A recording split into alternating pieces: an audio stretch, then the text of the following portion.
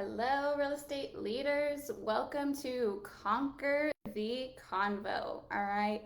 I don't know if it just restarted, but let me start over here in case the Facebook Live didn't catch up with me. Good morning, real estate leaders. Hello. Welcome. As you are tuning in, please say hello. Let me know you're here. And I am having some hydrating water this morning. What are you drinking? Are you drinking coffee, tea, not drinking anything? Let me know when you join, all right? So moving on today, guys, we are talking about conquering the convo, how to write more contracts in less time. When you leave, after you watch this training today, I want you to go from these awkward, short, uncomfortable conversations to some empowering and more converting conversations, all right? So how do we go from these awkward conversations to handling objections like a pro? So first we have to talk about what the traditional approach is and why that doesn't work. And then I'm going to show you what we're talking about and how to use objections in order to build rapport. All right, instead of turning objections into this weird friction and turning it into a sales-based conversation that we all can't even stand, right? One of the things that many of us as real estate leaders don't enjoy is having a salesy vibe, right? So how do we handle an objection or overcome an objection without handling or overcoming an objection? All right, so we're going to talk about that today, and you will leave being able to have completely different conversations than what you were doing before. So let's jump in. Again, let me know when you're here. Say hello. And the first thing that we have to do is rethink objections.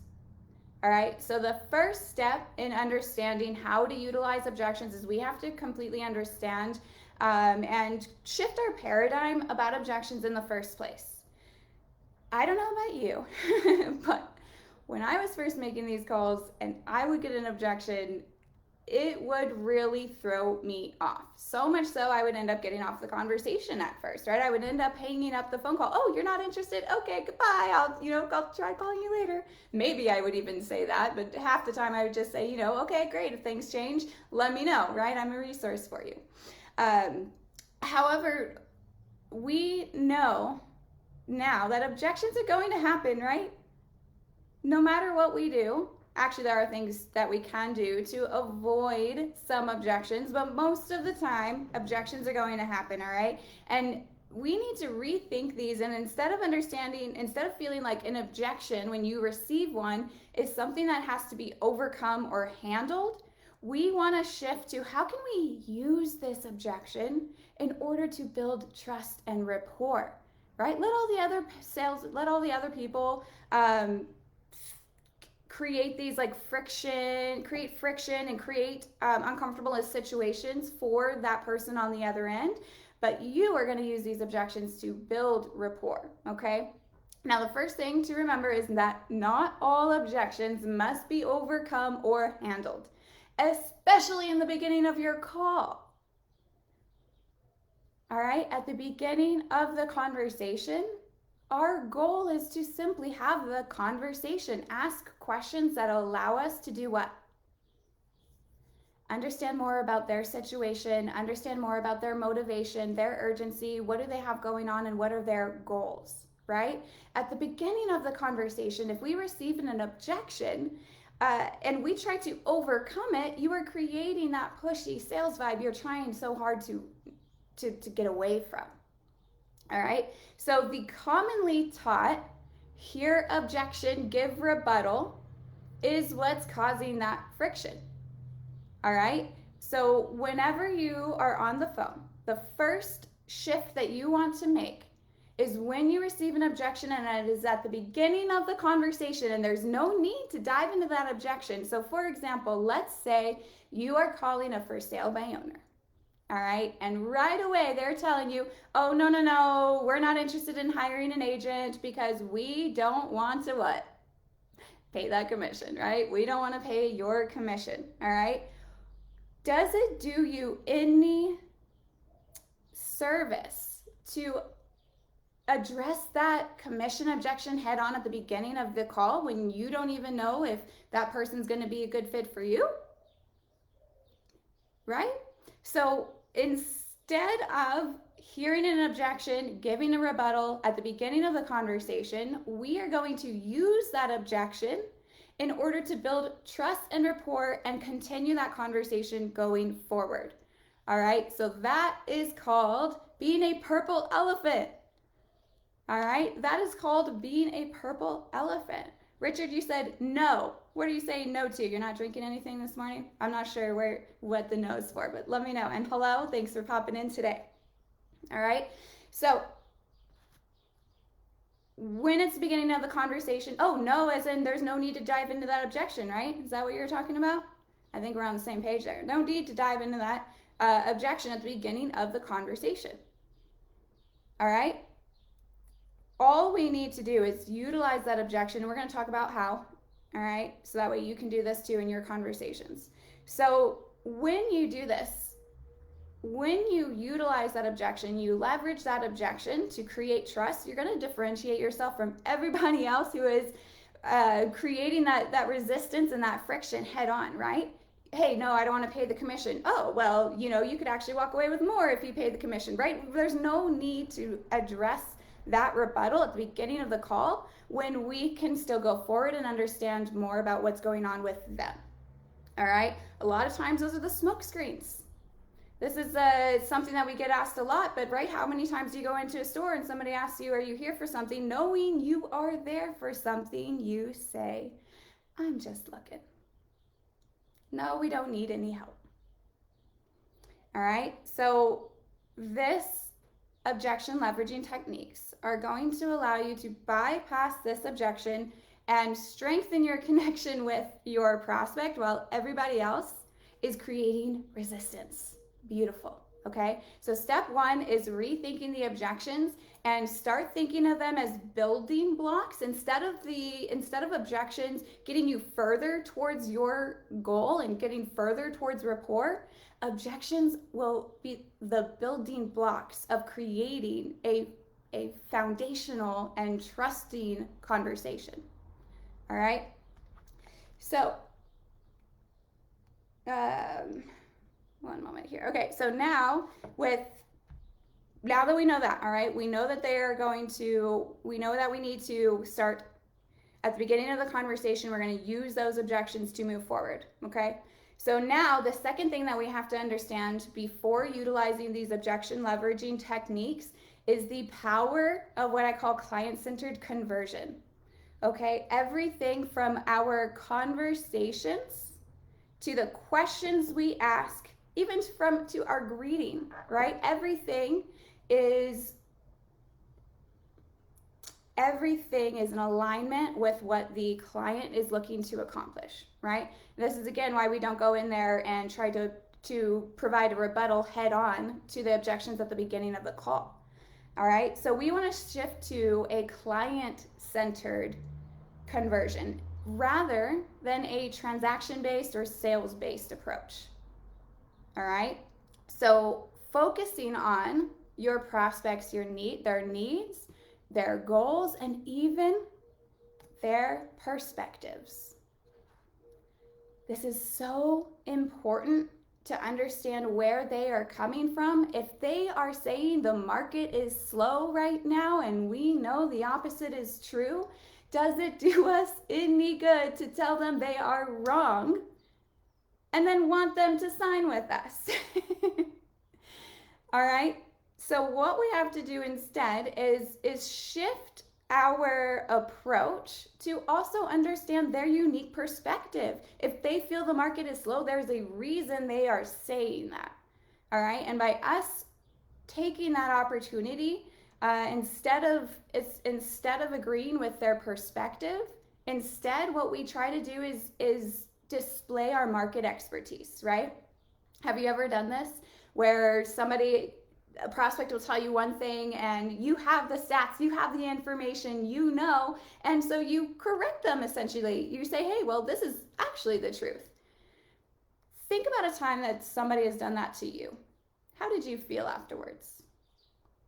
a little maybe embarrassed or like, oh man, maybe I don't know my stuff, right? Like it's not a great feeling. It's not an empowering feeling. And you don't often want to buy something from that person or, invest with that person afterwards. Okay, so we have to understand that understanding their perspective and agreeing with their perspective is part of client-centered conversion. All right, if we are just focusing on that sales-based approach, if we are just focusing on all right, let me talk to this person and let me get an appointment, we tend to miss those things. All right, our expectation should be that we get an appointment, but we're going to use our client-centered conversion in order to get there, right? We're not going to utilize this traditional approach that's causing friction when there is a clear bridge that you can use to utilize those objections. Let everybody else, let all of your competition, anybody who's not seeing seeing this training, all right, is going to continue down the traditional approach while you have made the perspective shift and now you are standing out just like a purple elephant. And that's why we call it purple elephant coaching, okay? All right, guys, so now how do we do this? Okay, in this training, I'm going to give you 2 techniques that you can use, all right?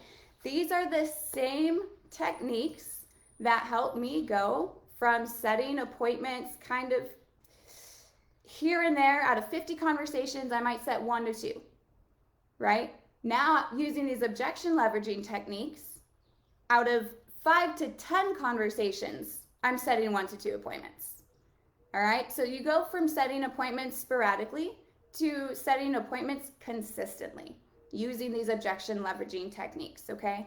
Then when I shared these with my clients, they also started experiencing similar results. All right, the other beauty of these objection leveraging techniques is that these 2 that I'm going to show you will get you through 95% of conversations out there. All right, these 2 techniques will get you through 95% of objections, of conversation. So these will completely transform your conversations moving forward from this second that you use them. All right. So the first, almost wiped my glasses off my head. So the first technique, all right, is summarize, agree, move. We call it the SAM method. All right. And if you're one of my purple elephants right now, you hear about this all the time, right? This is one of the tools that we use to overcome almost every single objection thrown our way. So we summarize, okay, the objection to show that we understand where they're coming from and that we clearly heard them. Okay, so we summarize it. And then this is the most important part, and this is where when new people come into Purple Elephant, this is the part that they miss, right? And this is the most important part, which builds the rapport, all right? We must agree with them.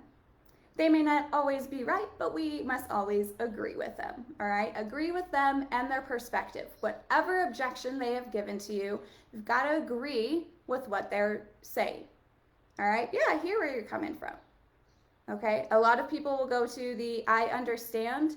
I encourage you to find other words other than I understand, because it's said so much at this point that people don't even hear it. Yeah, sure you understand. You say that to everybody, right? I hear you. I see where you're coming from. If I were you, I would do the same thing, or I'd probably do the same thing, all right? So summarize, agree, and then lastly, we move. This is your opportunity to ask a question, okay? Summarize, agree, move. Now the second technique, and let me make a note here that the SAM method that we just mentioned, summarize, agree, move, we use this before we've asked for an appointment. All right, it's kind of I always use like the matrix metaphor. It's or simile, it's like the matrix, right? Where they give you an objection and it's like a bullet coming towards you, but you just do a little matrix thing and let it go by you, and then you're back up into the conversation again. Okay, so summarize, agree, move. SAM method is used before an appointment has been asked for. Okay. So now your second objection leveraging technique is used after you've asked for that appointment. And it's very similar, all right? We're going to summarize and agree just as we did before. But this time, we are going to isolate that objection. Why would we want to isolate the objection? So let's say they tell you, let's say they say, oh, we want to fix up the house. Okay, we want to fix up the house first before getting it out there. Okay, great. Summarize, agree, isolate. You want to fix up the house? Great. If I were you, I'd probably do the same thing. Let me ask you this. Other than fixing up the house, what else would hold you back from meeting with me tomorrow?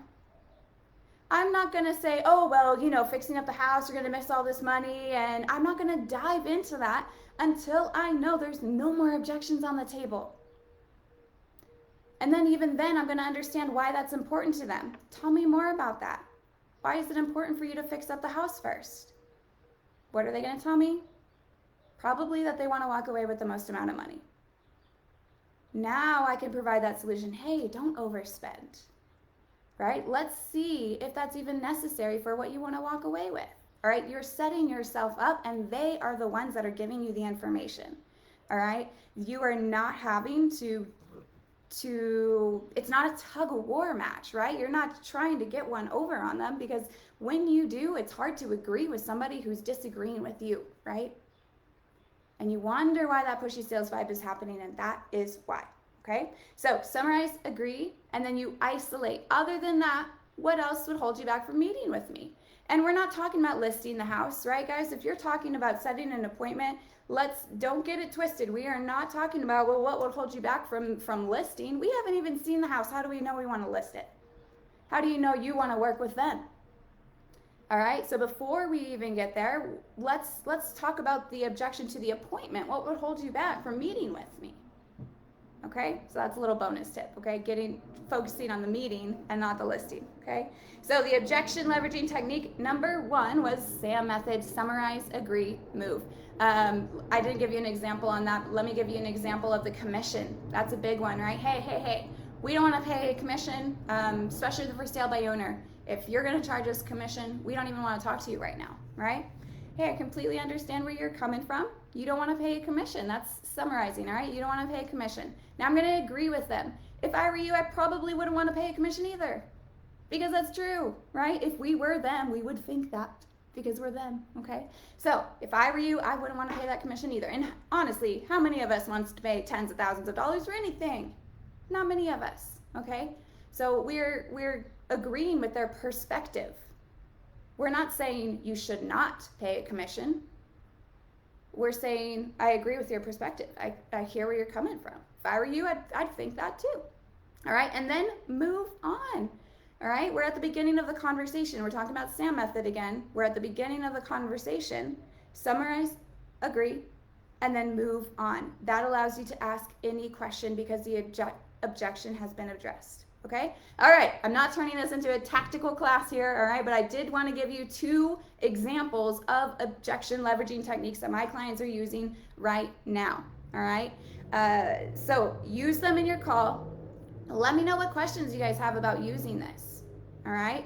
And remember, one comes before the appointment has been asked for, and one comes after you've asked for the appointment, all right? Use these techniques, try them out. If you are interested in learning more about what it looks like to be a purple elephant and go through purple elephant coaching, let me know, right? Call in the comments and we will schedule your roadmap to triple call, and we will see if you and I are a good fit. All right, hope this was helpful. Have a good one, guys.